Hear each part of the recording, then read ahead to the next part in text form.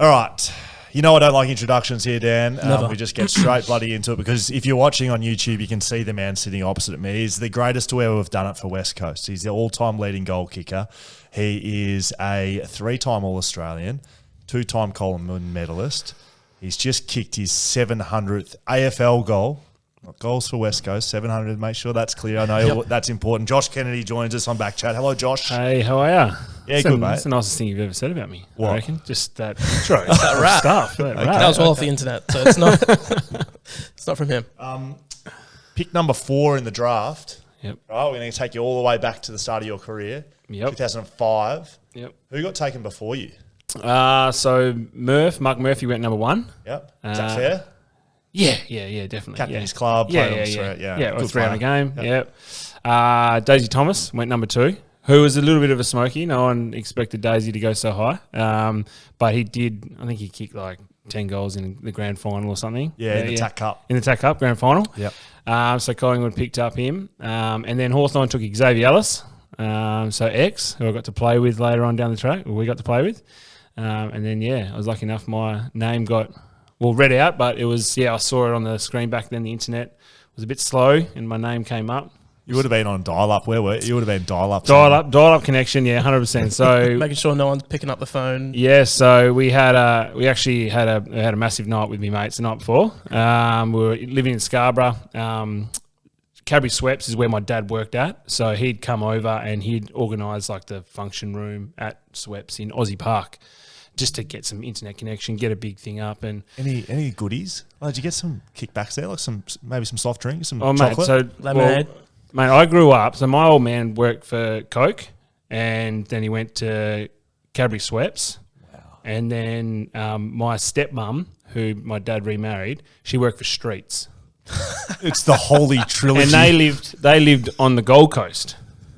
So like holiday time, every holidays at school, Mum used to hate it because like holiday time, we'd go to Gold Coast and would have either it was Coke or Cadbury Sweps. So there was like soft drink, chocolates, Streets, ice creams packed in there.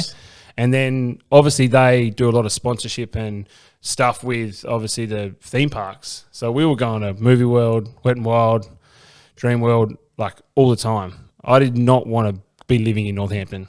My mum hated it. Yeah, you wonder why Josh came to the Carlton Football Club with high skin folds. He did that for 10 years. But, so you go to Carlton, right? What was your time like at Carlton? I mean, you get drafted with Mark Murphy, so you would have been close to him. And Yep. Were you happy to move away from Western Australia?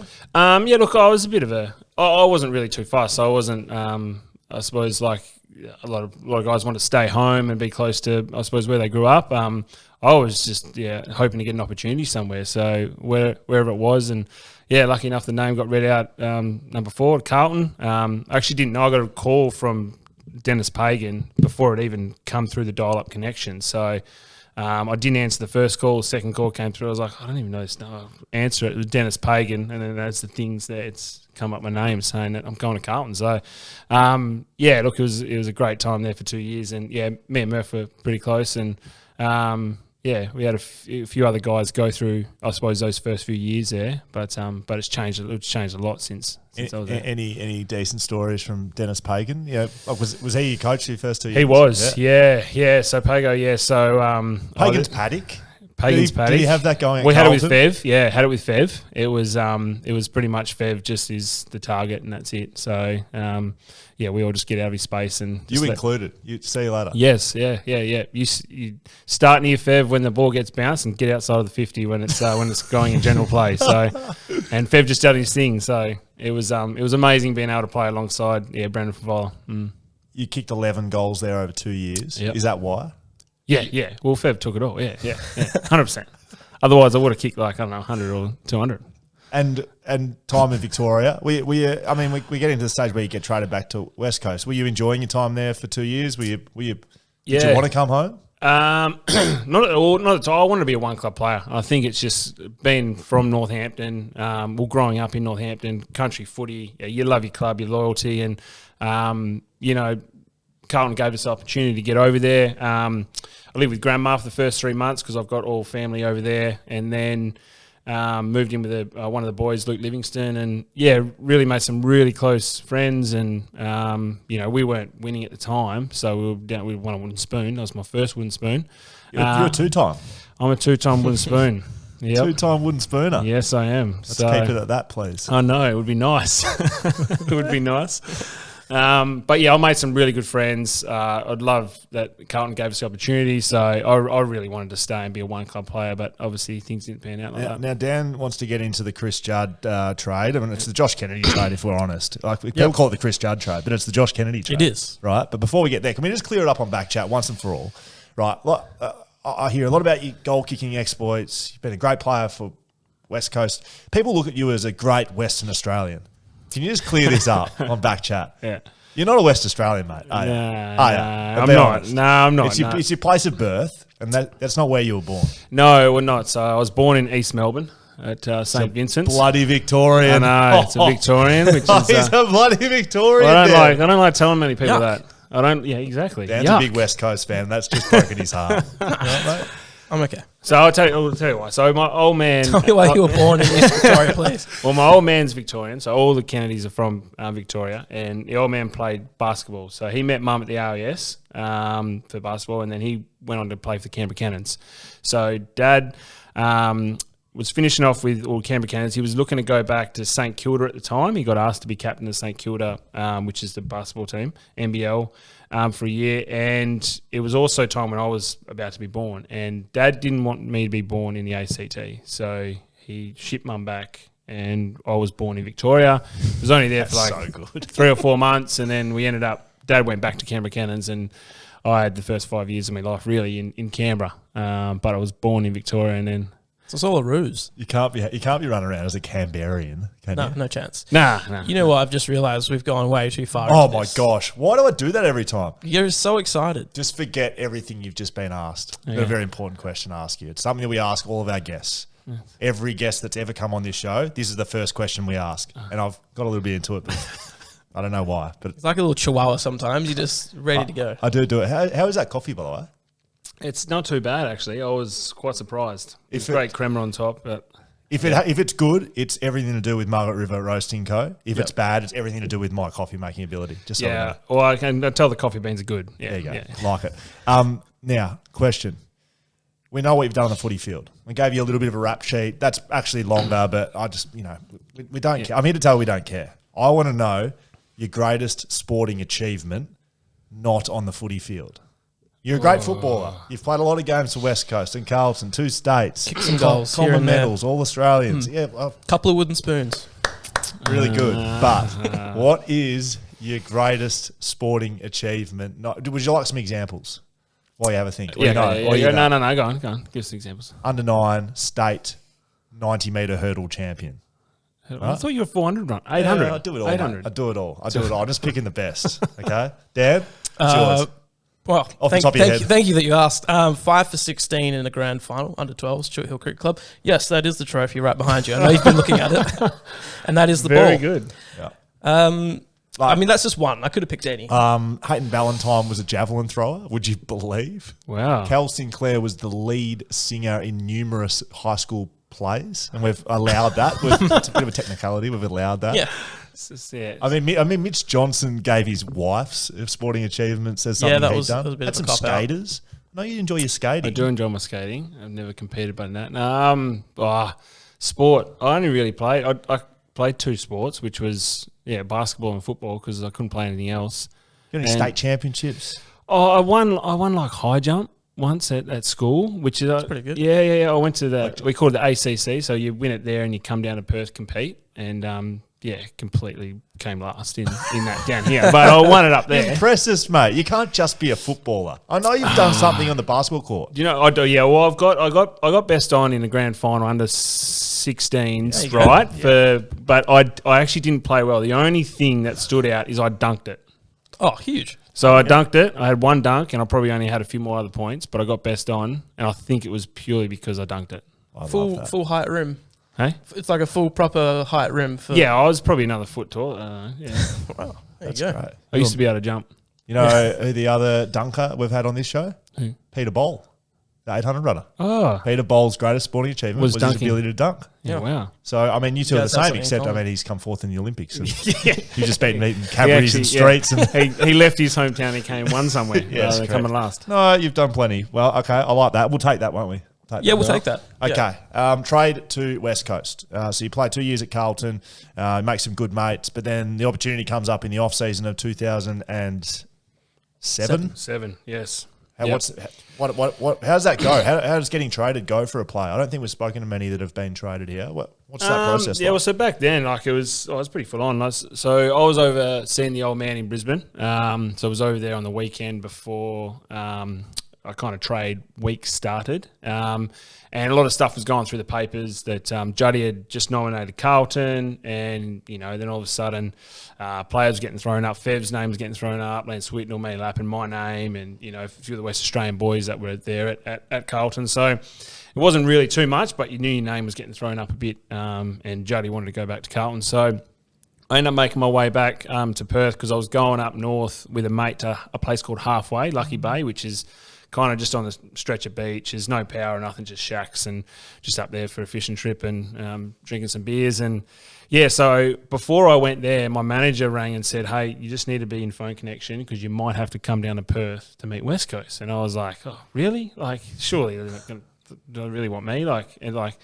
And yeah, he's like, no, I just want you to, we'll just be in contact. And I was like, oh, I'm going somewhere with no phone reception. My mate had one of those old satellite phones because obviously Telstra weren't as probably good back then. And so you could stand on top of the shack and hold it up and you get a ping on your phone back on the Nokias. So we went fishing, camping. Every couple of hours I'd get up on the shack, no ping, sweet, straight back down, kicking or whatever. And yeah, we had a bit of a big night Saturday, and then Sunday morning it would have been 9 o'clock-ish. I went up top, ping, phone went off. My manager said, you got to get back down to Geraldton.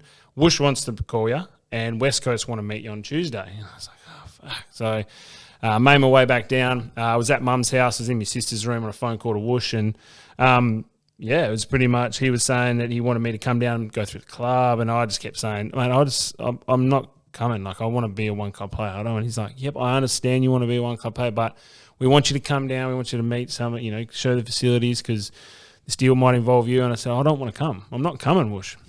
And so I was like, 19-year-old telling John Worsfold what to do On top of a tin shed. And I reckon if we were face-to-face, he would have had me in a headlock and said, you're coming. So eventually he persuaded me, by the end of that phone call, to come down on the Tuesday, which was in trade week. Meantime, still talking with Carlton and nothing's, don't worry about it. You're not going to be part of this deal. We're going to keep you. We're going to get something else done. And back then, trade week was pretty much like Monday to Friday. So open a business on Monday and close a business, trades had to be done. Monday, Tuesday, I actually flew down, went through the club, and it was an eye-opener. Like, going from Carlton back then, Carlton didn't have much money. Dickie Pratt had just came in and was about to help revamp, I don't even know what they call it there, their training facility, but It's now Icon Park. yeah, Icon. It used to be Princess Park, obviously, with the big park around it. And there was the facility wise was pretty shot down. They, obviously not enough money, and West Coast had pool, ice bins, this massive gym, these big offices everywhere. It was unbelievable. I was just going, how good is this? No wonder these guys are winning games, and just come off a couple of grand finals. And then Tuesday was still okay. It wasn't, the club was saying, no, we're not going to get anything done. But then by Wednesday, the narrative kind of shifted a bit, and I think they started to worry because Juddy wanted to go. That he could have gone, if I had said no to the deal and nothing got done, Juddy could have gone the pre-season draft, and Richmond had pick 1. So technically Richmond could pick Juddy up if that was to happen. And it was never really going to happen, I don't think. And so the voice probably from Carlton's end was a bit like, oh mate, well I think this is a good opportunity for you to go, and Juddy's going to come here, and so I kind of swindled around that way. And then it was me and my manager sitting there Wednesday, Thursday that we thought, oh well, good opportunity to come back, closer to mum, closer to my friends who were growing up here. you know, West Coast were winning. Carlton weren't at the time. I was like, I might win a few more games, which didn't end up being the case. We won another wooden spoon 2 years later. You're the curse. I was thinking I was the curse. Did you speak to Juddy? I've never asked you that. Not during it. No way. No, Juddy was the ultimate. He was the main man of the AFL. You're the one holding this deal up. Like you're the one. You're the key to the puzzle. I know. I know that now. Like I wish I had like a bit of that brain or business sense. So I would have been going, hang on a minute. You know that deal you got from Vizzy? Maybe I could be your vice president at Vizzy with you, Juddy. Had a bit more leverage, I think, but then what I'll probably use. But yeah, look, I was just the week. As much as it was like really slow, it did go really fast. And once it happened, it happened, and then it was all good. I was coming back, which was great. Mum was pumped. Everyone was, getting back closer to home and family. And then, you would know, Cuzzy got arrested the week after. Yep. And, kind of shit went downhill a bit. And Mum's going, why the fuck are you coming back to the West Coast Eagles? So there was a bit of stuff going on at the time. And it was a big couple of weeks. But, I look back now and, I can't thank West Coast enough for giving that opportunity for me to come back. And I'm glad I made that decision because and I know it's easy to say now, but I just don't feel like I would have been the player or the person I am today if that deal hadn't gone through. I'm just thinking we could have had Brendan Favola for a bit. What about Lance Whitnell, mate? Could have had Lance Whitnell. Matty Schlappen. We got him anyway. We had Matty Rosa, so it was the same thing, right? Yeah. Okay, so you come to West Coast on that wooden spoon thing, right? So win a spoon at Carlton, 2010. So not a couple of years after you come to the club, West Coast win a spoon. Yep. Were you playing that year? Were you injured? Or were you playing? 2010. Yeah. Yeah. No, I pretty much just kind of broken in. Probably it was my third year here. Just broken in and kind of got settled in. I suppose that forward position, that tall forward position, and Summer had really backed us to play every game. So do you look back on that period then, and I don't really want to get that much into what's happening at West Coast now, but do you look back on that period then, a spoon at the end of it, but really like a transitioning, rebuilding phase of 2010 that a year later playing a prelim? Yep. Do you look back on learnings you had then and apply them to now? Is it relevant? Is it relevant? You definitely reflect back on them now. Like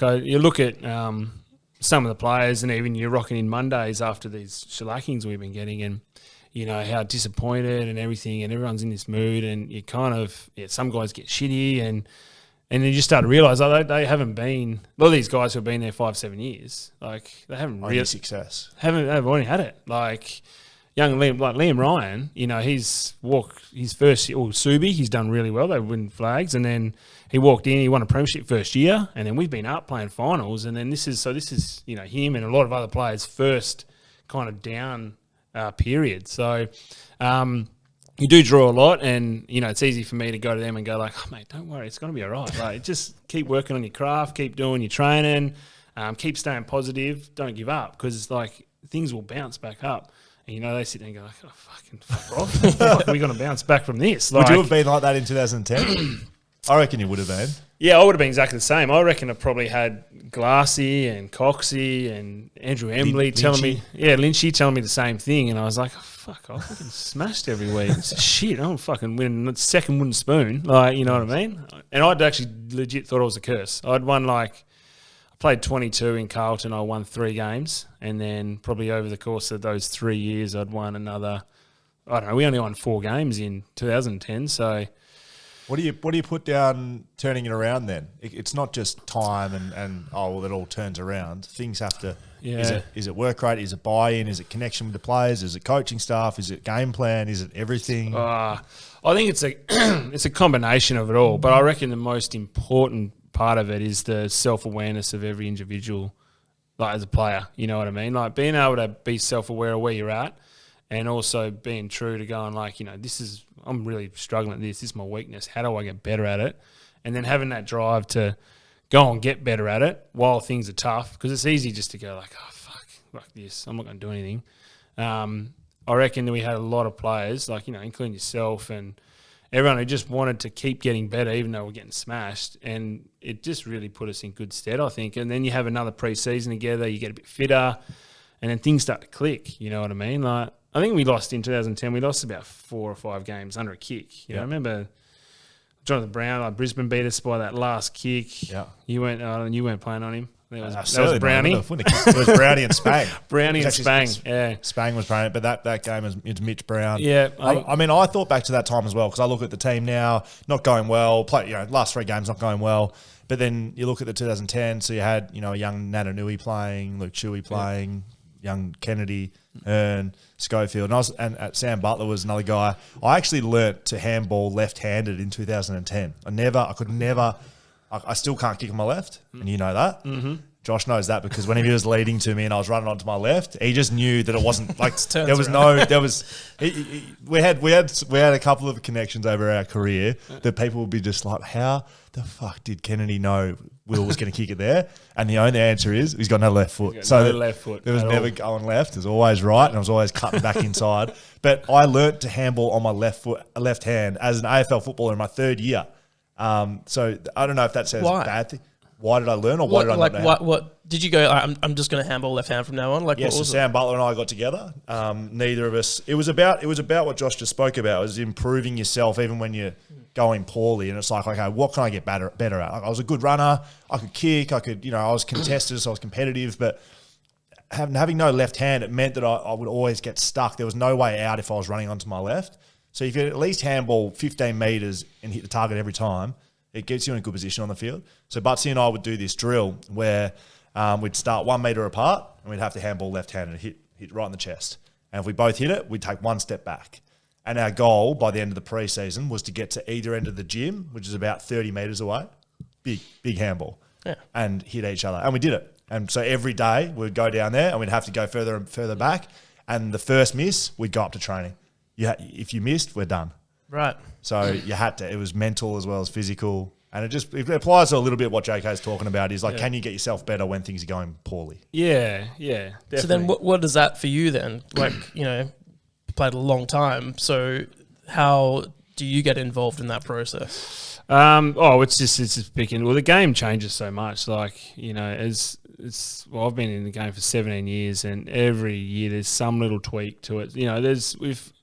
You sit there in, I suppose, your peak where you're mentally good, your body's good, and things just kind of flow, and you kind of maintain what you need to do, and you're still learning, but because it does shift a bit, and as you get older, a lot of it for me is just the body, you know what I mean? So trying to be able to manage to play and have an impact where your knee's not that great, and you need to make sure that you're looking after that during the week, but still getting enough training involved where you're not just slipping. Yeah. So you find little ways, like whether it's just being stronger in the gym or little touch sessions or your little breakdown drills where, I might not be able to train, but you might be able to just get to the side and do some breakdown one-on-one stuff, which, all comes into play. And then also just assessing what situations you are in a game. Like, I think a lot of times everyone gets together and does these things, but it's like, it's not the situations that you'd be in a game. So go and put yourself in those situations during training so you get better at the game. Kicking goals from the point post. It's like, you're never going to do that in a game. No, exactly. I always sort of reflected on you as being the hardest trainer I ever played with. And that beats any midfielder. I certainly wouldn't put a midfielder in that list anyway, and it's very lucky I'm putting a forward in that list. But is that something you may... I'm guessing, but you can't train at the level you used to train at because of your body. You're older, you just can't back it up. When you're trying to recover for the next game now. But through pre-season, how do you teach that to young guys? Is it just by doing? Because I always learned from you because I'd be playing on you and just watching and just be.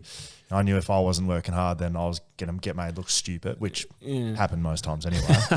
But how do you teach that to younger guys? That work rate? Is it teachable? Yeah, it depends on what sparks and drives them individually, I think, as well. Like, I think I was lucky enough that, coming through in our forward line, we had Lynchy and Mark LeCras, who were both two of the most competitive people, that, ever met. And then you play on you guys down back where, you had Glassy, had yourself, Spang, Eric McKenzie, who was the most competitive people. And you have to have a competitive edge in football, obviously, to get to that level. But just having those battles and little games, like you said, like a little left-handed game, like that's a competitive game right there. And then you're trying to beat butts and trying to be better.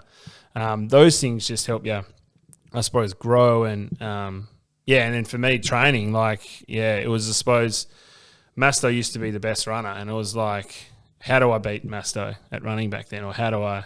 So you used to tag along, and I reckon it was only one session. I beat him in 200 one session, and I reckon he was having a real bad. He might have been hungover. It had to be, but I beat him one day in 200s, and that was just like the little achievement where I was like, yes, finally got there. But even though you're not going to get there to that final result, it still drags you along. So is that what drives you? Beating people? Like, is that what is your main driver? Competitiveness? I want to say yes and no, but I think it is. I think for you to work really. Not like losing or like winning? Nah, I'm not like Lecker. Like, if I lose, I'll kind of go, you know what, fair enough, you beat me. How can I beat you next time? Or, we'd have our battles at track and go, fuck, Scully got me that time. How do I, or someone, Harry Taylor. Lecker cracks the sads. Yeah, Harry Taylor, fair enough, you shake hands, you go, you were too good today, you actually beat me.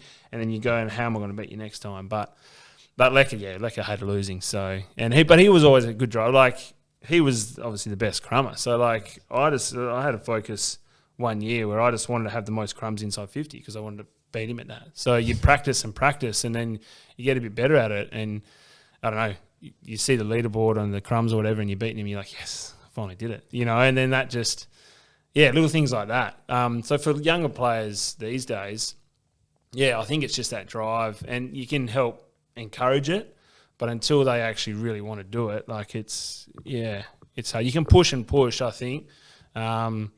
But see, a lot of stuff these days, everything's done for everyone. You know what I mean? At the clubs, there's so many resources. There's so many whereas back when we started, you kind of just had to do it yourself. Otherwise, you wouldn't make it. You wouldn't make it. You just get left behind and then see you later. So, but I think it's the teammates around you that can create that competitiveness that you have your little games, and then that just keeps driving you to try and be the best. Yeah. Do you guys remember that video that came out a couple of years ago, went sort of viral? You guys battling at training. Yeah. Oh yeah. That drill. Who I've heard your side of it. Have you? You thought you won that? Oh, I did. Yeah. What do you remember when that was doing the rounds? Yeah. Well, there was one bad kick. I mean, Kenner's one. Well, hang on a minute. I took. You know what? No, it was a free kick. The first one. Yeah. I reckon. And I tripped you. Then you tripped me, and then I outmarked him in the contest. So there was kind of 1v2. But I reckon there's a bit of the kick. I do remember that one. So this is very relevant to what we just spoke about is we hadn't trained well that session. I don't know if you remember this as well, but I was thinking about it. It's like we hadn't trained that well. And usually with those, you'll pair up with a bit of a younger guy. And maybe it's a good way to teach guys to get better. But I went straight to Kenner's. I was probably the most senior defender. I knew he was the best forward. I said, right, we're going at it. And and I remember saying to you, let's go fucking hard here. Yeah. And when you're two older guys doing that, you can go to 95% and not come to blows at the end of it. You can really push yourself and enjoy it. And we both did, but that was maximum effort for Josh and I. I could not run, could not walk afterwards. They didn't show any aftermath of that. I just lay on the ground. I took that chest mark and I was on the ground. I didn't get up. They thought we were unconscious. I literally didn't get up. Yeah. Just laid there. I think Will was over my legs and I was just laying there. I'm not even going to get up, kick this ball back. They can get another ball. I remember watching it just being exhausted just from watching it. I in fair, I'd love to say, look, we train like that all the time. Yeah. But it's one effort. Yeah. It was a one-time thing. It's called the barbarian drill. So you get 3 efforts. You got to get from the square, get a lead up, and then as the back, you got to try and stop the forward from getting back to the square. So it's the Scrag is bloody dream. Scrag, the best forward ever played the game for West Coast. Just grab him, trip him, wrestle him, and he still beat me, which probably shows it. Well, we're out of. I like sort of just going through the career. Yeah, so, who maintains the structure of this? I do. Well, Dan gets Dan excited. does. No, Dan just pulled you in line a couple of times. No, he does, but it's okay. That's right. We're back it's on a team track. effort. It's a team effort. So you get traded to West Coast. Yes.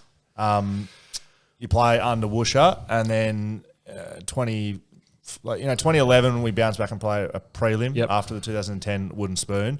What's your time under Woosha like? What was he like as a coach? And I'm going to ask you, compare it to Simo. Yeah, look, mate, Woosh was a terrific leader, a terrific mentor. He's his toughness up between his ears was, second to none. Like he was absolutely the mental toughness thing that he preached down. I reckon really helped a lot of us younger players get that discipline that we needed, probably in just working hard and being professional and. The late thing. Can you remember the late thing? Like, just not allowed to be late. Like, 2 seconds late is, if you were 5 minutes early, you were still nearly late. Like, we used to get in trouble for that. So just having that discipline that was drilled in from him and just his mindset on goal setting, the accountability to. This is, he'd ask you, where do you want to be? Like, what sort of player do you want to be? And you go, I want to be best forward in the company. He's like, all right, well, how are you going to get there? And you'd just be like, well, probably if I do this, this, and this. He's like, all right, sweet, go and do it. But he'd constantly check in with you. Are you doing that? I think you're doing this. That's not what you said you were going to do. So, yeah, his ability to, I suppose, keep you accountable to what you wanted to achieve and not sway away from it, I think was a big thing that he drilled into me, and I reckon a lot of others. Yeah, spot on. I mean, it was just straight. It was unwavering. And your respect for him as well, right? It's like it wasn't fear at the time. It felt like fear. Like, I'm scared of letting Woosha down. I'm scared of what will happen if I am late, if I don't win this contest, if my skin folds aren't good enough. Yeah. And it was different with Simo, but it doesn't mean it was the worse or anything. It was just that's with Woosha. At the time, I thought it was fear. It wasn't fear. It was like his ability to make you as a player do the things you wanted to do. Yeah, yeah. And put it in your hands. Put it in your hands. He drove it. And he helped you drive it, and I think the football sense of it, like game style and stuff, he had some really good people around him. Like Phil Walsh was, he was a massive influence on me and a lot of players. How so? So, he would always take out offensive stuff. Maybe used to every Monday have to go in and watch the clips, and it'd be like, you'd have the names on the board, and you'd walk in. You got to go and watch these clips. Tell us what it was. So like all the stuff we do defensively or in our game style, if things weren't happening, you'd get your name written up on a board, and you'd have to go through your clips with Walshy. So Walshy, so there's like it's like a name and shame. Pretty much. And pretty much for most weeks, there was 22 players. Like, not one person got everything right. So you'd always walk in, you see, fuck. So come in to Walshy, and then I used to try and kind of get the back end of it, because then we watched Nick Rewalt's tape. So, and he took the time to watch that every Monday with me. So I kind of looked at Nick Rewalt. He was a superstar of the game. He was a great forward, one of the best forward at the time. I never had Nick's speed, so I knew I couldn't do those long leads and stuff. But the way he was able to get space and, I suppose, maneuver around his opponents and take those marks, I just really wanted to implement that in my game. And I watched him every day or every week for 2 years, I think it was. And then, and just trying to figure out how he did it. And, so he was like, as much as Phil was, Nick Rewalt was a massive influence on my career in how he played, and I really just wanted to take that into my game. So, and he helped me do that, Walshy. He used to run these team meetings as well. So he'd do the individual meetings, but team meetings on a Tuesday would be Walshy's defensive one, and he'd have a hat with names in it, and he'd draw names out of the hat, and so he'd ask questions. Right, where's this player meant to be? And then he'd have his hat, and he'd be like, JK, and you'd have to answer. That's and great. So he sort of, he coached with Choco Williams at Port Adelaide. He had like this, again, it was actually similar to what Woosha in a way. Like, he was direct and aggressive, and like you were scared to stuff up and let him down, but he also would watch a player's tape every week Healthy for 2 hours. Yeah. The love was still there, even though you were feared. You're scared of him. All right, so scared of him. So that happens. Woosha walks away, finishes up at the club, and Simo comes in. So what's that transition like from Woosha, who effectively, you speak about Carlton, they gave you the chance. Well, Woosha, I guess, showed you the faith in playing you every week as a young guy who hadn't really done much in the AFL. Yeah. This is going to be it. What's the transition like from that to Simo?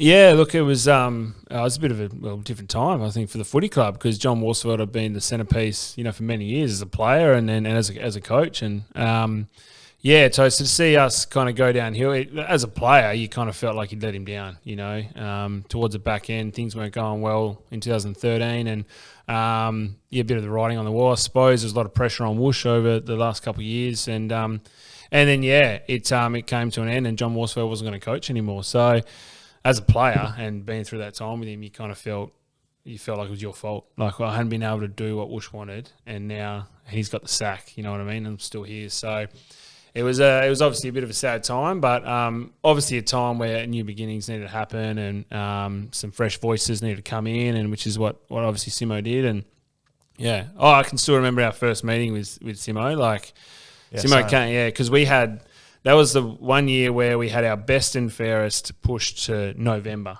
for some reason. I was like, didn't know whether we were going to play finals or like there was always this double booking it. Double. Yeah, right. It was like couldn't get it. So we had to go in it was like the 27th of November, right? So we're already back kind of into pre-season by then, and the best and fairest was happening. So we kind of see him at the start of pre-season, first meeting with a few of the older senior players, and then first thing he's like, oh well, I reckon we don't drink. We're not going to drink at the best and fairest. And I was like, serious? This bloke fucking drinking at the best and fairest. Like, that's the one night we celebrate things. Anyway, he's going to this, and then he goes, and you know what? Moving forward, leading goal kicker. I don't think we need that. Like, it's a bit of an individual thing. I think we want to be sharing goals, and I'm sitting there going, this fucking prick's not letting me drink it at the best and fairest, and he wants to take away leading. That's the only thing I can win. So the start wasn't that great in my head in perception of Simo, but no, he was fantastic. He was pretty switched on. He'd come from Hawthorn. He'd learned under some of the greats and had his own little flair. He was a really good people person. He was in terms of that strategic stuff in football. I think he was really switched on with that and was able to explain it in a way where kind of the dumbest bloke in the room could understand. So Yoey would always understand what was going on. Yeah, and I was like, me and Yoey could always understand when he was explaining stuff. So he's taken drinking off the table at best and fairest. I was waiting for you to say just joking, but no, that was legit. Hang on, let me get to this right. So best and fairest, no drinking, leading goal kicker gone. And do you remember beards were on the table as oh, sorry, that was another thing. Yes. And guess who? So story, Simo's coming into the club. We finished the year. Whoosh has got a sack. Simo's coming in. Adam Selwood was still playing, obviously. Then Adam Selwood was one of the senior players, and he rang. Could have been coach. He could have been assistant coach then. Sellers. Yeah, I don't think he wasn't playing. Sorry, he was just one of the coaches. Yeah, that's right. And get his phone call off season, Adam Simpson's coming. And mate, just bit of perception of outside, probably from Victoria is that, West Coast, we've got a bit of ahead of ourselves and, worrying about our looks and, a few of the beards. So probably you need to shave that beard by the time you come back. And I'm like, fucking shave me. What's my beard got to do anything with my football? Anyway, so then obviously the call's gone to Scully and Masto. And in my head, I'm like, do I shave my beard? I started to get a bit worried. I was like, no, fuck it. Nah, we'll be right. Like beard. You don't need a beard to play good footy. What is this? Anyway, get pre-season, and I'm the only one still with a beard. He bitched out. I was clean shaven. Masto is clean shaven. Masto looked like he was 16. Anyway, it was just this awkward rock up, shake hands, Simo, and you still got your beard and but. It was a good move by you because he respected. He was testing us, and he was like, "Well, Masto and Scully are bitches." That's great. 2013. I'm going to take you to a date. September 1st, 2013. Surely you remember that date. Oh yeah. Anything about that day you remember? September 1st, 2013. It's a big moment, actually. Very big moment. Well, we didn't play finals 2013. So we met that day. Oh, really? Yep. So, I can't wait. I don't know. What? My wife and I were looking for to rent some space, like a collaborative workspace. Ah, yes. We spotted this place in Wembley at the time. Yes. And so we went along to it and had a look at the space. It was like, yeah, cool. We were chatting to someone that would have been your wife Lauren. At the time. She was running that. Yep. And we just got chatting after we had a look at it, and I you came up somehow, she just said, "I'm my husband," and I said, "Oh, what does your husband do?" And she was like, "Oh, he does couple of things. It has a business, and I was like, oh, cool. Sells mattresses. I think she had a couple of businesses, and then she goes, oh, he's just pulling up now. Like, then you drive in the driveway. Yeah. Well, car pulls up. Josh Candy hops out of the car. I'm like, it's Josh Candy. Like, she's like selling it as just like. Oh, Did you hug him? Did you run and hug him? I could have. I love you, man. And you were dressed in your suit because it was that was the last game of the season. I think it was against GWS. Oh. Yeah, okay, yeah. No, maybe not GWS. It was Adelaide, sorry. It was Adelaide. Yeah. Adelaide. And Eagles weren't playing finals, and you were 8 goals behind Roughhead for the Coleman. Yes. And I didn't kick a goal in the last 3 games that year. Yeah, and I said to you, I said, mate, Eagles aren't playing finals. Surely something you could give to the fans, like go for the Coleman. Yeah. Surely they just feed you. It's a free hit of a game. You're not playing finals anyway. And the game starting, I'm like, Josh's going to kick 8. Like, it's going to happen. And then, you kicked 1 behind. I was hoping, man, you'd just you put too much pressure on me. Probably. I had no pressure on that day until you started talking to me. Just be honest. Do you remember this day? Do you remember this at all? No. Is this one part of your brain that's No, I can actually, I'm starting to visualize it now. And I would have drove down the driveway, and I do remember Lauren speaking to people. I did not know it was you. Honestly. Would have been like, who are these? Seriously. I'm just trying to get ready for the game. I just remember thinking, like, you hopped out of the car, and I'm like, well, that's not a husband. Like, they can't be, because just talk this guy down. All right, so you've kicked. So let's get into a bit of Josh Kennedy. You've kicked more than 10 goals 3 times in your career. Yep. Is that right? Yes. Do you know? Do you wake up in the morning knowing you're on? Do you feel any different, or is it just a result? And is it different other games in hindsight? When you have a big day. See, most of the time I've done it. I've actually had mates down who are coming to the game for one, so they're staying over or whatever, and I've actually had jobs around the house that when they're down, they can help me out. So like we kicked 10 against Bulldogs, I was cleaning my gutters all that morning. Like my mates were there helping me clean the gutters. Like so little things like that. I think Carlton, I had a couple of mates down, and we were fixing. We put the blinds up at the house in Wembley. Yeah, so like things like that for some reason. So I don't know what that. So odd jobs is your thing. Odd jobs is like the thing. So so I always try and keep busy, and it's probably because you're not thinking about the game. You know what I mean? You're just doing stuff, and you're moving as well. So you're probably limbering up, and then. But most of those times it's about our boys up the field who are on. You know, there you go. But then you kicked 11 goals straight against GWS. Yep. Like you didn't miss.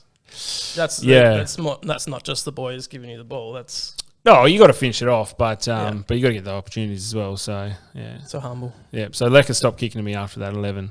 I actually remember going back to that time at Wembley when I said I said to you something about Coleman. You're like, I don't even know how many goals I've kicked. It was I know in my head I'm like, that's bull. Of course you knew how many goals you did. Do you know how many goals you kicked in any given season? Like that? Or not? Nah. Well, not you just ticking through it. Like you're not sitting there counting your tally in that. No. Yeah, but like during the week when a punter in your driveway says, you're on 56 goals, and you're like, I don't even know how many goals I'm on. Yeah, no, a lot of the time it is like that. Yeah, right. Unless someone comes and mentions you, like you said, you're only 8 behind, you need to kick 8, and I'm like, fuck, all right. It was about that time that, I mean, you haven't really been a guy that's been scrutinised for much in your career. You run up. Yep. About that time, I reckon there was an 8-week period where every footy show everywhere was doing your run up. Yeah, there was. Yeah.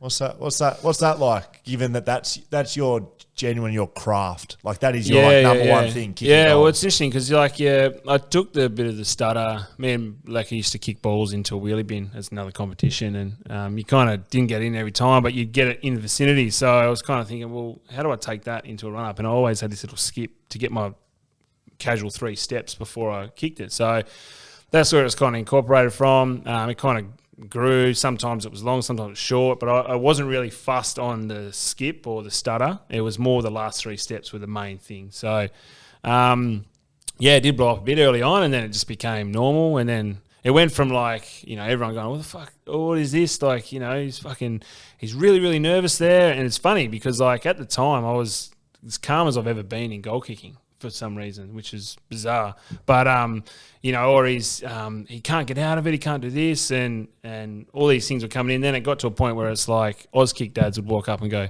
"Mate, my fucking kid is falling over every single time on a Sunday doing your fucking stupid run up. Can you stop?" And then for me, in terms of the whole time I had it, as much as the stutter was a thing, it kind of grew into a habit. So it came into something that I was comfortable with. So when I wanted to change it because I wasn't feeling kind of relaxed, and you probably could say a lot of outside pressure on it. When you do something like that and you miss, they blame that. Yes. Whereas you could do a normal run up and have the same percentage, they'd be like, oh, fuck, whatever, keep working on your thing. But because it was so different, it was like, that's why you're missing. So I knew that wasn't why I'm missing. It was my last 3 steps on being composed. So I started to feel a little bit off with it. And Justin Longmuir at the time was, he was great. And he just said, look, you can either keep trying to really fine tune that, or you can go back to conventional and just take away a lot of those steps, because I think that's getting you off balance. But you really need to work on it. And I was like, oh yeah, sweet. And it took a good year and a bit. Like, it was a year, I can't remember what year it was. Long would be able to figure it out. But I would, instead of actually kicking a goal, it was about my run-up. So every time, I'd stutter and I'd kick a goal, I'd be like, fuck. Right. And it was something I couldn't break. And what I realised was, when you're in a pressure situation, you revert back to something you're comfortable with. It's human nature. And I was really comfortable with that.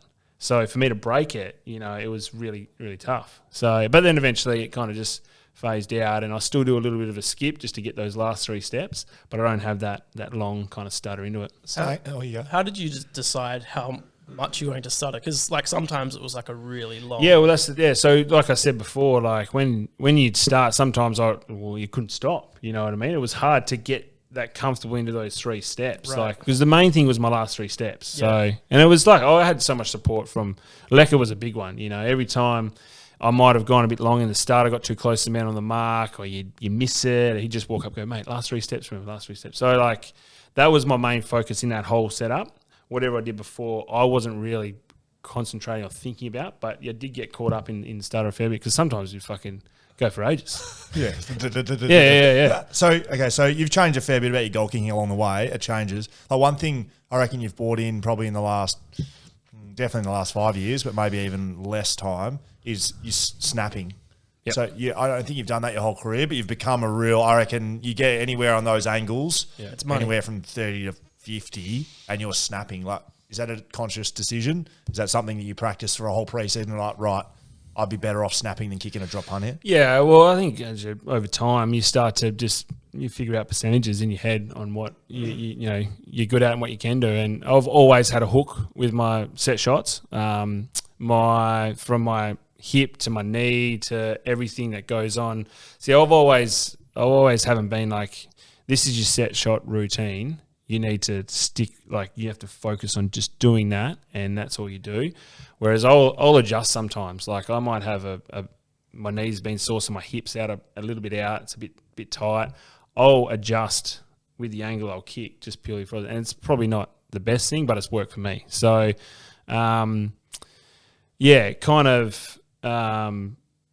with the goal kicking, I've just actually forgotten the question.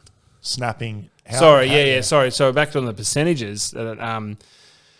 I knew that in those tight angles, I'm not really good. I'm actually not good. So drop punt. Yeah. Because I have a bit of a hook. I broke my foot when I was I reckon 15 in I think I was skating, and I've got a big lump on the top of my foot. So that's, if I don't hit the ball sweet on my toe, if it hits that, it does have a curve. So I've always got that curve. So and now my knee's been playing up the last few years. You kind of just, all those things come into it, and I'm just it's not I'm not confident. I'll still I had one on the weekend where you go, fuck, I'll be able to pin this, and then you push it to the right, and you go, fuck, I should have snapped that on the left.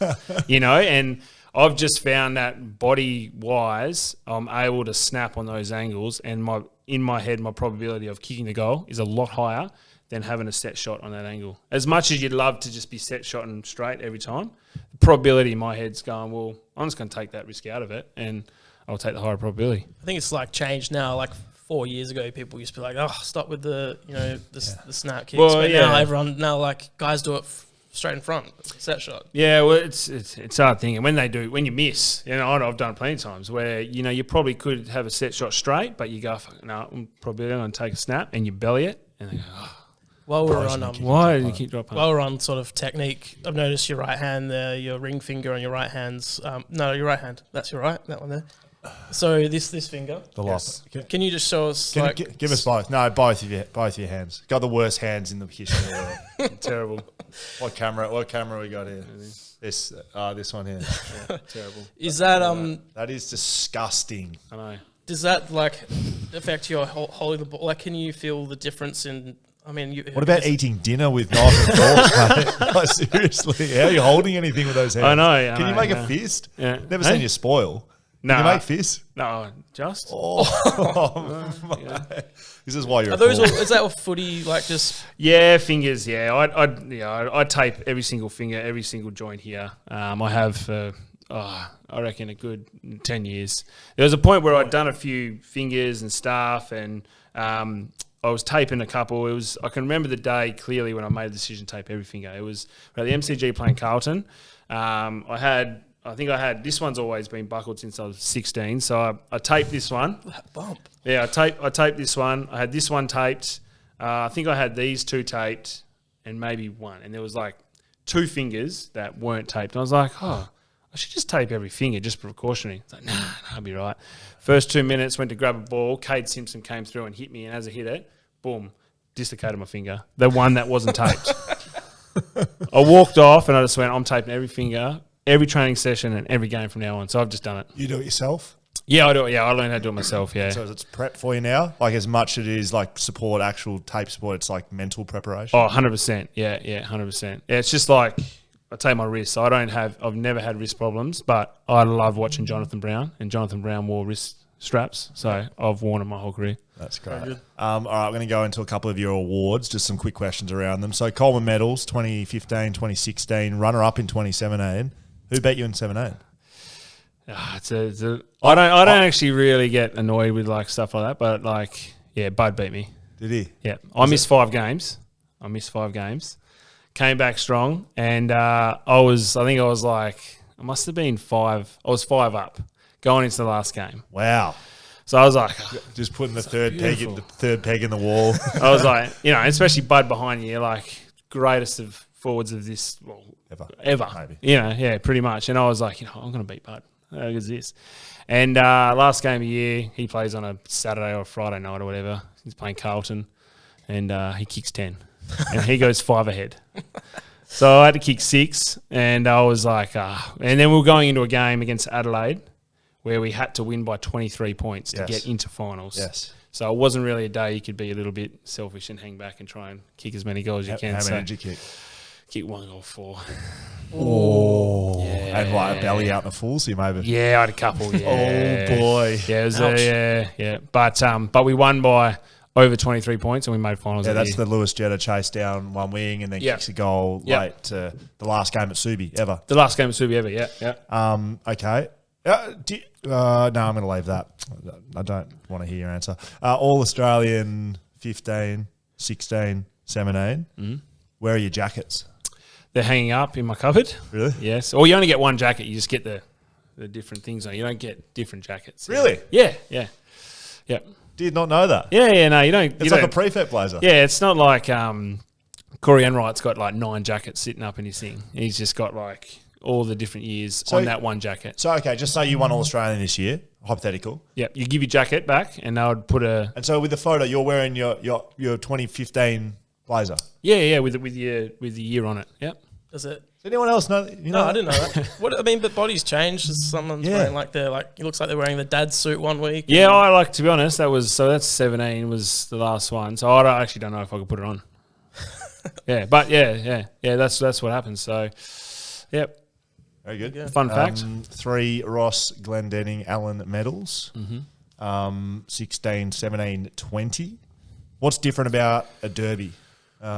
Is there anything different about a derby compared to other in-season games? Yeah, well, I think it's interesting the rivalry between the two clubs. Like, as much as a lot of the players from coaches or even some of the players, it's like, it's just another week. We don't want to get caught up in it. But it is something that is. I think they're great to play in as a player. And for fans, it's huge in WA. But yeah, when I first came over, and talking to Brawny and Fletch and these guys, and Carlton Collingwood had a massive rivalry. I played my first game against Collingwood. There was 82,000 people, and they talk a bit about rivalry, but it was just footy. It wasn't really there wasn't this hatred, so to speak, in terms of the playing group and that.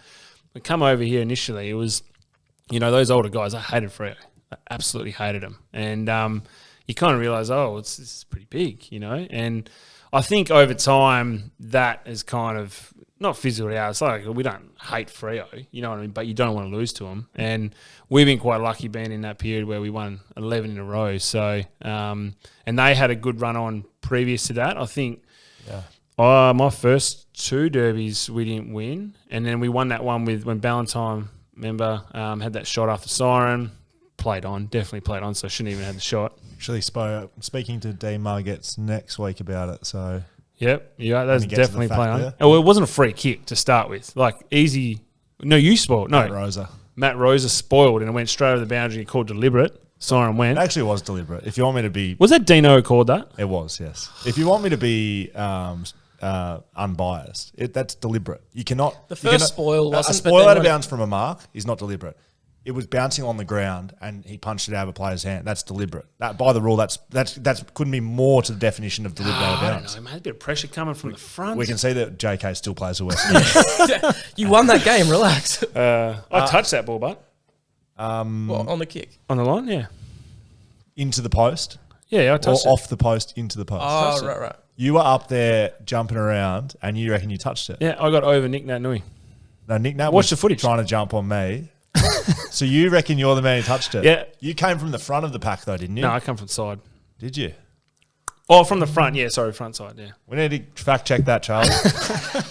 Get slow-mo version. I've been chatting about different things. So now, all right, we're going to go into the grand finals, right? So 2015 and 2018. Yep. 2015, assume you don't want to speak that much about it, but what do you learn out of 2015 in hindsight? How do you think you played?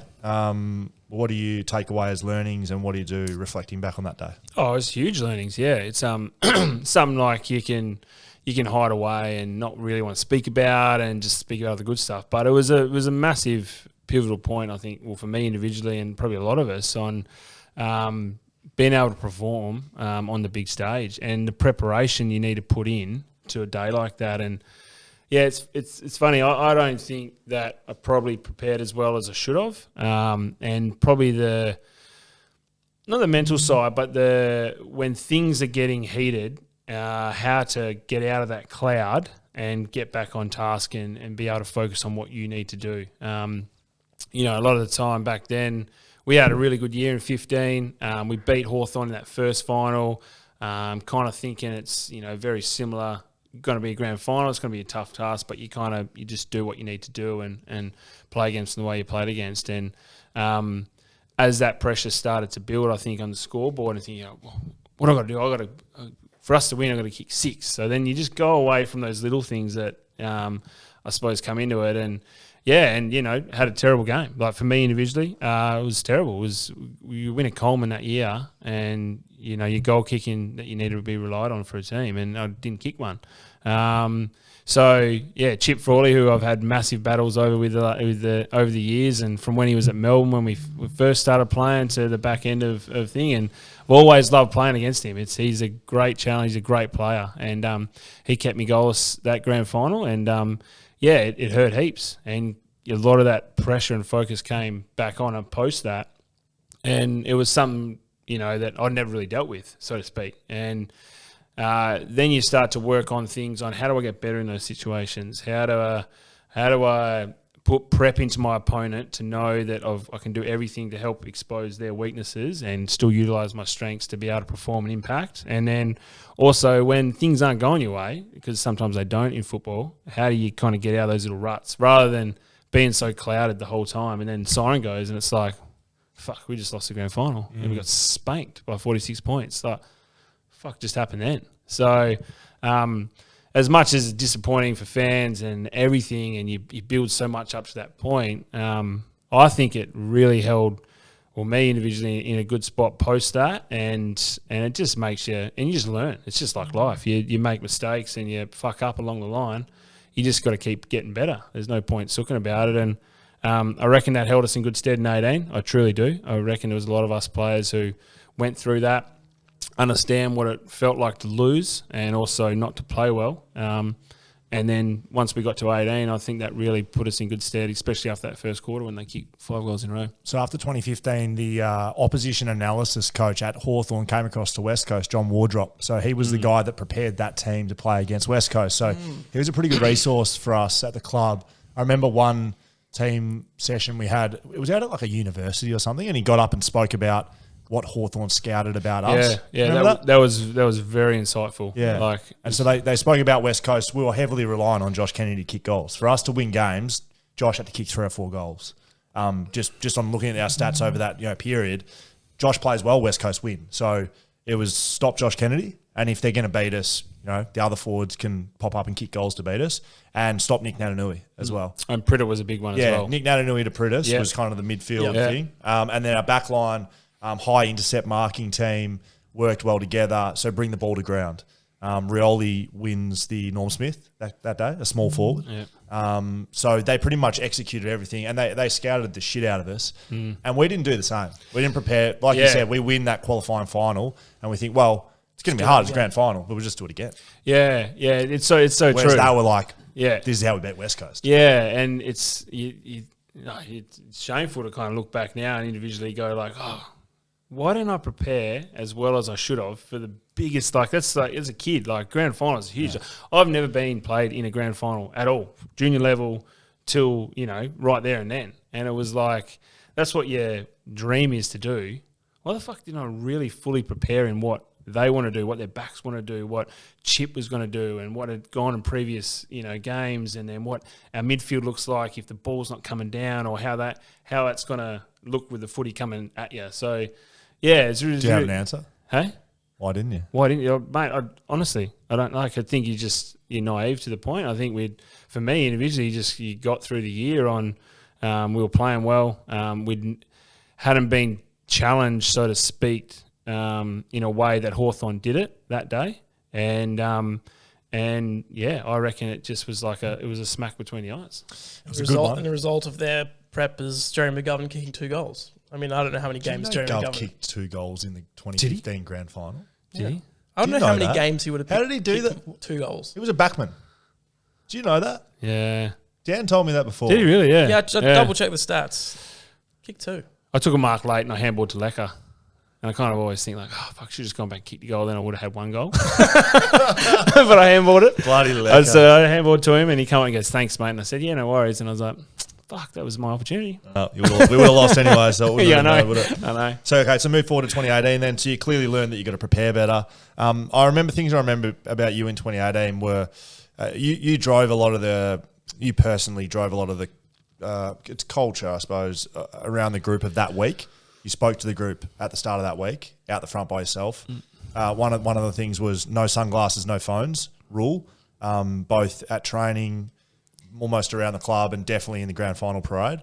Yep. And you spoke about, let me get this right, embracing the week. It was about embracing the week. No, it wasn't embracing the game. It wasn't enjoy the week. Yeah, it wasn't have a good time. Well, I think we're there to win. Yeah. It was embracing the game. So we talked about the game is 120 minutes of footy. So I think previously in 15 was a bit like, look, we're in a grand final. How good's this? The town's up and about. Let's embrace that week. People are going to be training. We had 15,000 people training. Just soak it all up. And I reckon, a lot of us, we just got caught up with that and probably took away from preparing for 120 minutes of what we need to do on the weekend. So a little bit of that, embrace the game, was more the focus rather than fuck the week. Let's just get through the week and do what you need to do. And then we're going over for 120 minutes of footy, and that's it. Win the cup and come back.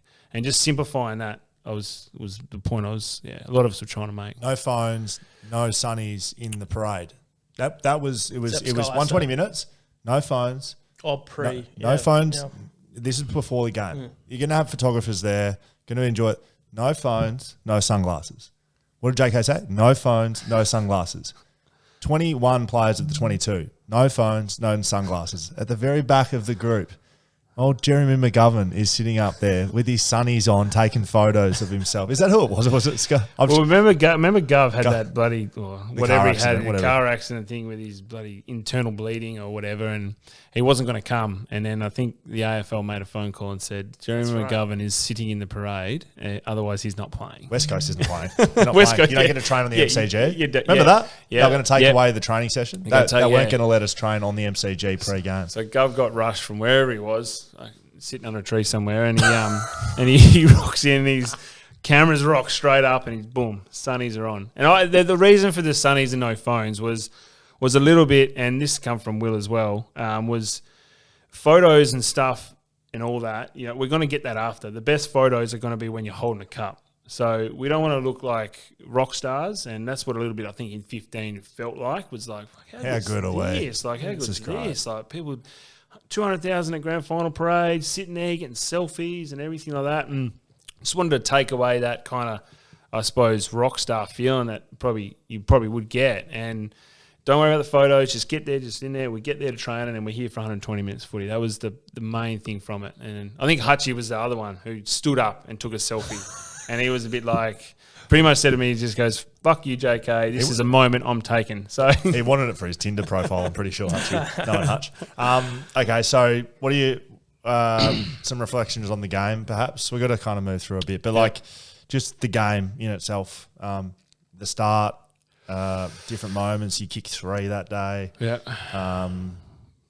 What do you think about the game? Thinking about back on it. It's probably 2 kicks off winning Norm Smith. For really? That's great. No, I missed the first goal of the game. So that was like... You did. That was a huge moment. It was 30 seconds into play. Ball scragging around the middle. Boots gets it out, which is, pretty much my career. Boots gets out running. I know that it's coming straight to me. And I was able to get a bit of split and took a mark about, 35, 40 out. And... crowd goes nuts, 30 seconds, got the ball in my hands, hadn't kicked a goal in the last grand final. I was like, how good is this? Yeah. Mason Cox takes the mark, and he's like 20 foot tall, stands up, and I'm like, I'll give myself a couple metres, and then just went back. I was so confident I was going to kick that, and then it just faded to the right, and then he hit his, and I was like, fuck. Isn't there something to do with winning a coin toss? That people that win the coin toss? The stats though. I got told a few stats pre-game. It was one was, well, if you draft Rioli, within 3 years you win a flag. That's been since Morrissey, I think. That's fact. That's fact. That was fact. So we drafted Willie the year before. Yep. So I was like, oh, beautiful. There's one big tick. And then the other stat was in the last 5 or 6 years, whichever team or whatever the toss kicked to the city end, they'd won the game.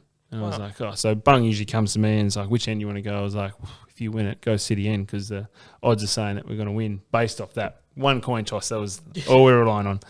And then the other one was, I think it was like 5 or 6 years, similar time frame.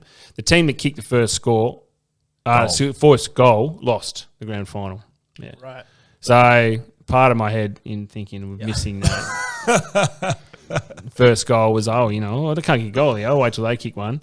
Little did I know that Varco, once he kicked that first goal, they kicked 4 others, and we're under the pump, 5-0 in a grand final. Yes. Did you get taken back to 15 at any point during that? I reckon there was one point, a lot more switched on and talking about that cloud and the pressure and stuff. I knew that we had a bit of control of the footy. There was just a few little mishaps, and they had just been really efficient. And us as forwards, we hadn't actually kicked straight. I missed one, a few guys missed some other ones, and the opportunities were there. So when you're out there, you know these opportunities are coming forward, you go, fuck, we're on here, we're switched on. So I kind of felt like we were okay, but there was a point, I reckon maybe Coley dropped that, and Stephenson came through and kicks that goal, and me and Lecker looked at each other, and it was about like, fuck, this is 15 all over again. Fuck, what are we doing? But Willie kicks that goal, does that little soccer, and just a little bit lifts. Back of his heel lifts a bit. I was lucky enough to get on the end of one in that first, and kind of obviously 2. Then it's 3 goals down. It's like, we're right. We're all good. So, yeah, and going to quarter time, still pretty confident in terms of what we were doing. We just needed to, mids were doing really well, I think, and so were the backs, but it was just let a few through. Siren goes, win the game. Yep. What's the feeling? It's probably, it was, I can't even explain it. Like the AJ, our runner, ran out with 10 seconds to go with that last forward stoppage. And I see him put his hands up like he goes, 10 seconds. So in my head, I'm just counting down. I'm just going 10, 9, and shit's happening. And Pendles gets that ball and he sprays it. Yowie gets it because he's, in that position. Kennedy is counting down. I'm counting down. Collingwood, I'm in a position to count while down. Kennedy is counting down, Collingwood get the clearance, and it's about 5 centimetres from going over Yowi's head and being one-on-one with Jordan to go and Will Schofield inside the forward half. Thanks for counting it down, mate. I was in a position where I could count down. I was just holding that corridor balance, mate. It was all right. Like, Yowie was there. But, he had Stevenson, my check, and Varco, 3 of the fastest blokes in the field you were deep on Degoe in the goal square. I'll back you in every day of the week, but I reckon if that was hand over Yowie and they'll run at you. If you see that last 5 seconds, so Yowie gets it and snaps it, and Varco is 5 centimetres away from smothering it, and there was 3 it was just a wave of Collingwood players. They're coming straight at Scully on Degoe. Well, sometimes lie in bed. I promise this. Sometimes lie in bed. I think what would have happened if that, because there was maybe 7 seconds left. Is there enough time? Do they get it? Do they kick it? And there's 2 seconds left, and I give a free kick away. Does Jordan Degoe go back for a set shot after the siren? Is it a foot race? Yeah. And I win. Is it a foot race? I fall over. And he sort of had your number that game as well. Excuse me. He did play well. He kicked some goals that day. But yeah. The siren goes. But so I'm counting down, obviously, and then Yowie kicks it back. And then that's when I stopped counting because I came in to be involved in the play. And Redo grabbed it and he somehow fluffed it up the air. He just didn't hold it in. And then Masto grabbed it, pulled it in, and then we're all around. And then the siren goes. So for me, I decided the emotion of winning, I think, and it was all built into that one point. You see guys even Hawthorn when they played us, they knew they were going to win in that last quarter. They've already kind of had those emotions of winning, which kind of drag out that whole quarter. Whereas for us, it was down to those last final till the siren went. It's just everything came out. So I turned to the sky and I screamed as loud as I could. And then in my head, I was just like, "Where's Lecker?" Because we'd been, we're best mates. We've been through so much footy together. And I open my eyes and he's right there and he spear tackles me to the ground. And I was just hugging him. And we were just laying on the ground. And he's just, all I can remember is he goes, "We fucking did it. We done it. We done it." And we're just hugging and hugging. I think Redo tried to jump on or Hutchison, give him an elbow. I was just like, fucking just leave this moment. Yeah. And it's quite funny. I think over our career, we've always, played a lot of footy together. We've celebrated a lot together. Peter Sumich actually back in the day made a rule because he thought we were carrying on too much with, kicking goals, and he just made a rule your dick's aren't allowed to touch when you celebrate because we're coming in too close, we're hugging, we're just in there and we're just up and about. So a lot of it was high-fiving and stuff. And I tell you what, that day, that rule went out the fucking door. There was a fair bit of dick touching. Oh, that's very good. All right, that's 2018 done and dusted. We have a few more years after that. I'm going to finish on the stats. 700 goals. Kick your 700th goal for the in the AFL. So not for the footy club. No. 689 for West Coast. Yep. But 700 AFL goals. What's that moment like for you last week? Yeah, look, it's pretty surreal, I think. Look, to be honest, I didn't really know I was getting to that point until someone texted you and said, "I just saw in the article you're only 4 off," and then same as what you did. It's just like, fuck, I've got to kick 4 goals. There's a bit of pressure now.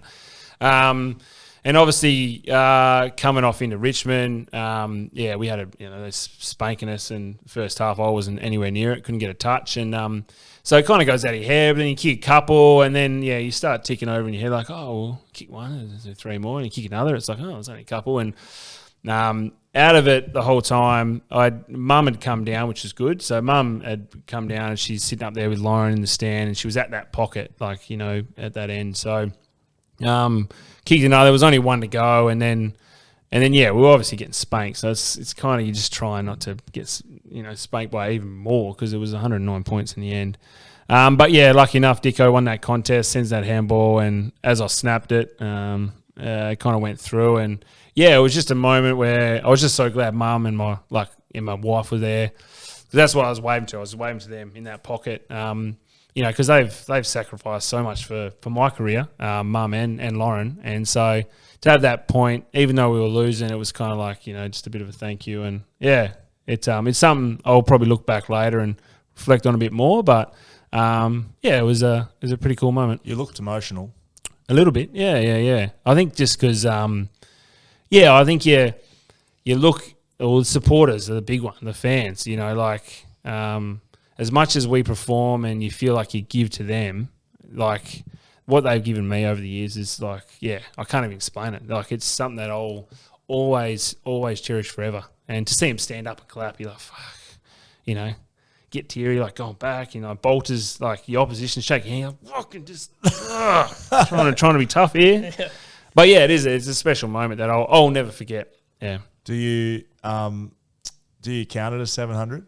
Because I know when we've done milestone videos, we've done milestone videos at West Coast, Dan, and you play a 100th game, you get a highlight video. Well, Kenners would always wait till 111 or 161. He played 11 games with Carlton. 22. 11 goals. 22 games with Carlton. Yep. That's correct. Thanks for correcting me. So it'd always be 22 games late. So the goal side of things, 11 goals with Carlton. Yeah. Is it 700 for you? Well, no. Well, yeah. Well, it's yeah.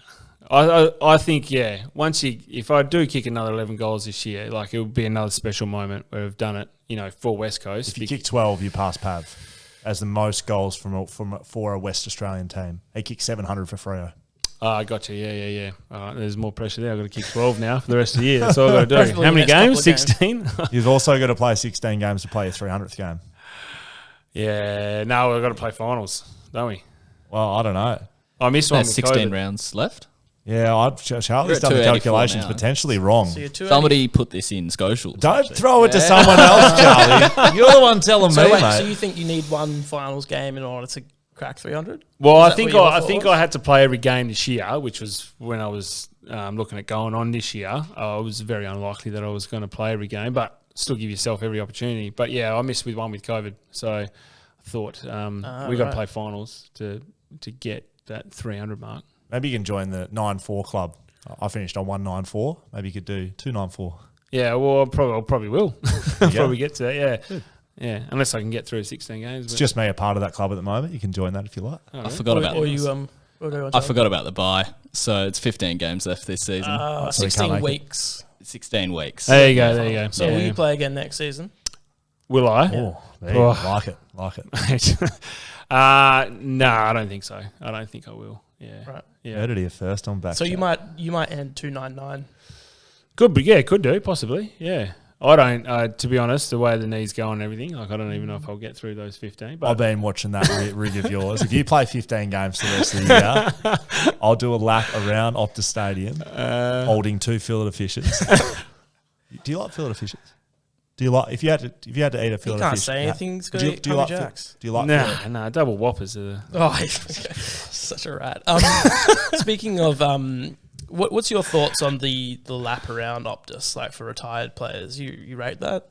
I think it's it's good recognition and I think for the supporters and the fans to see guys go around, for sure. Do you reckon Scully deserves one? Yeah, yes. Retired. Of course, I believe he deserves it.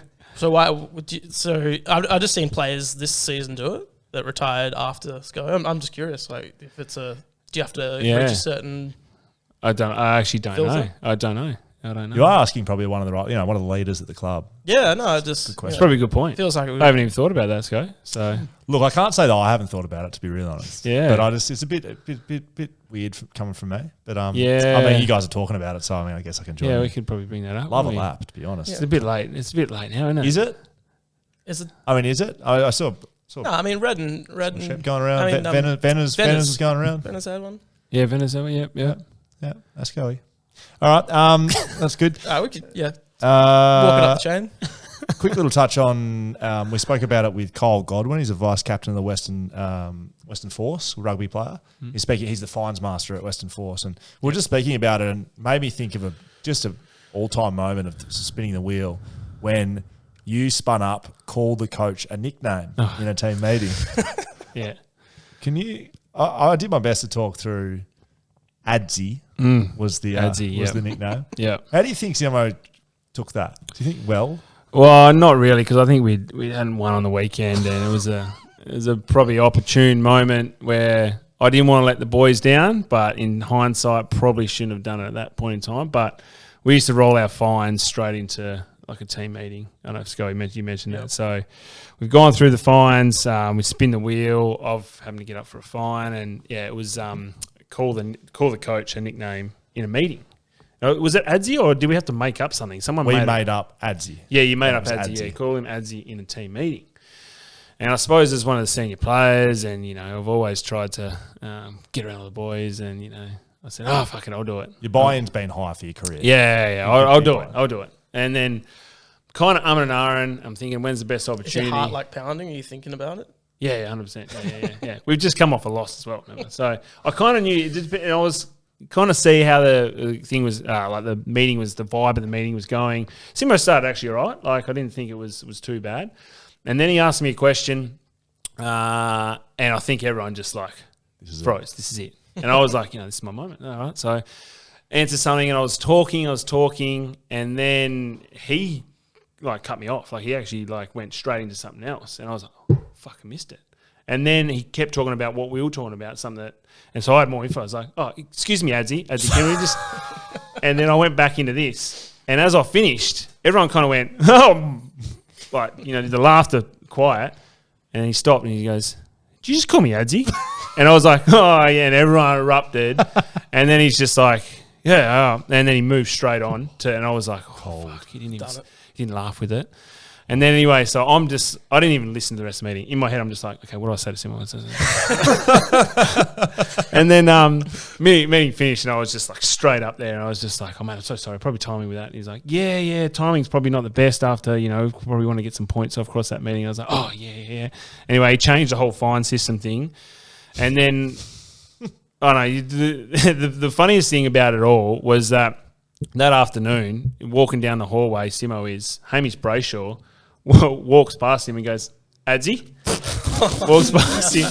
He turns around and goes, Hammer. And he goes, don't you fucking call me Adzi ever again until you win a couple of Colemans. Like, it was something like that. And Hammer froze. Oh. So that was probably the funniest thing out of it. But poor Hammer, he tried to have a bit of a laugh. Hammer, got the boys from one of the pods watching along here. They've done Hamish Brayshaw. That is an absolute gold. I forgot about that. Oh, my God. Oh, that's brilliant. All right, very good. Last one before social media. I did want to that's a good stat from Swamp. Will and JK playing together. All right. So I played 194 games, AFL footy. How many games did we play together out of those 194? Oh, 160? Right on the money. Is it really? Sorry, what? How did you, that took me. Did you see my computer screen? No? 160. That is correct. Really? That's actually right. What the fuck? See, well, that's all how I'm good at numbers. Just probability of kicking a snap. Like, I worked out. I missed 2012. I missed about 16 games. The rest of them been all right. What about wins, losses? Oh, wins, losses. I reckon, I don't know how many, but I reckon we would have had more wins by the end. Yeah. Yeah, absolutely. We did. Yeah.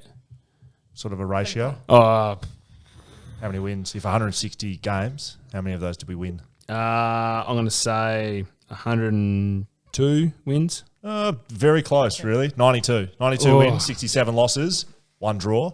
1 draw. I don't know if I remember which. Gold Coast, maybe. And how many goals did you kick in those 194 games? And how many did I kick? Well, 160. So I reckon I've kicked in those 160, maybe 280. Go up, please. Yeah. Oh, really? Yeah, absolutely. Go up. 320. Keep going. Keep going. Oh, really? You got to remember, I was kicking you a lot of these balls. 426 goals for you. Really? Yeah. Those 160. Yeah, that's right. I play, you kick goals. That's it. Yep. And then what about, how many did I kick? I reckon you would have kicked Yeah, so in 9? 160 games. Eh? 9. Not bad, 15. Oh. I was a running, carrying Yeah, I defender know you at had one a few. stage. Yeah. I didn't always pass them to you when I Yeah, got out. I know, Just I know. bang them home. Yeah, there you go. So 15.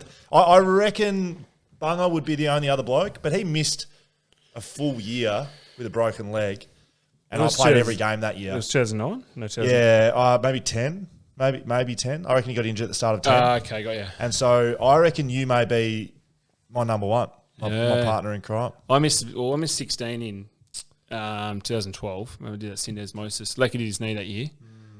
Maybe I didn't play much that year. I don't know. Yeah. Anyway, 160. I think that's Yeah, pretty nice. good. Very good. All right, Social Media's here. Social Media brought to you by Cameo. Oh, really? Cameo is the sponsor of Social Media. Nice. You're a big Cameo man. I know you are. Cameo, yeah. A few birthday messages. A few birthday messages and an engagement message. We had a message across Social Media. So where the fans ask, you've been doing Social Media for a long time. You've done Social Media. Yes, I know what it is. The fans ask the guests the question. Yes. All right, we'll have you out after this. I appreciate your time, but this is very important. This may be the most important. Okay. Apparently, you've helped someone propose to their wife on Cameo. Oh, well, there's been a few random. A few? Yeah, random. I mean, Dan things. gets feet requests. I know you have. I've never had a foot request. So you've helped Well, someone seen your propose. hands, mate. I can't imagine what your Listen to feet look like. Oh my god! Can I get a picture of your hands? Anyway, if you want to find Josh Kennedy over there, if you want to find Dan Const, if you want to find Will Schofield, it's the perfect Mother's Day gift. It is. Mother's Day's coming up on Sunday.